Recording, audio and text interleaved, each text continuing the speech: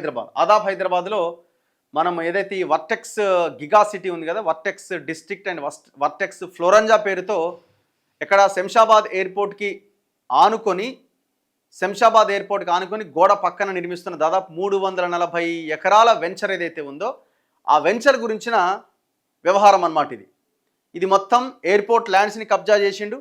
Assign ల్యాండ్స్ని కబ్జా చేసి దొంగతనంగా రాసుకొని వాళ్ళకి 5 లక్షలు 10 లక్షలు ఇచ్చి భూములు గుంజుకున్నాడు.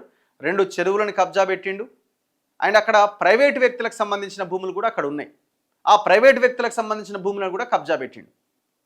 ఇప్పుడు మొన్న మనతొలి వెలుగు ఆ విషయాన్ని బయటికి తీసుకొచ్చిన తర్వాత దాదాపు 25 ఎకరాలకు పైన ఉన్న అసైన్డ్ భూమిని ప్రభుత్వం స్వాధీనం చేసుకున్నది. ఎంఆర్ఓ వెళ్ళి బోర్డు పెట్టిండు, ఇది అసైన్డ్ భూమి, వీటిని అక్రమంగా చేసుకున్నారని. మేమేం డిమాండ్ చేస్తున్నాం, ఎవరైతే హెచ్ఎండిఏ కానీ రెరా కానీ ఇంకా ఎవరైతే ఆ వెంచర్కి పర్మిషన్లు ఇచ్చారో అసైన్డ్ భూములని తెలిసి కూడా వాళ్ళ మీద ఇమీడియట్గా కేసులు బుక్ చేయాలి. రేపు పొద్దున ఎవరైనా పర్మిషన్స్ ఇవ్వాలంటే భయపడాలి అంటే వీళ్ళ మీద కేసు బుక్ చేయాలి.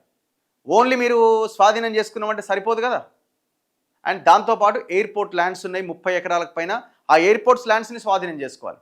ప్రైవేటు వ్యక్తులకు సంబంధించిన భూముల్లో రోడ్లు వేసిండు, దాదాపు 60 ఎకరాలకు పైన ప్రైవేట్ భూమి ఉంది.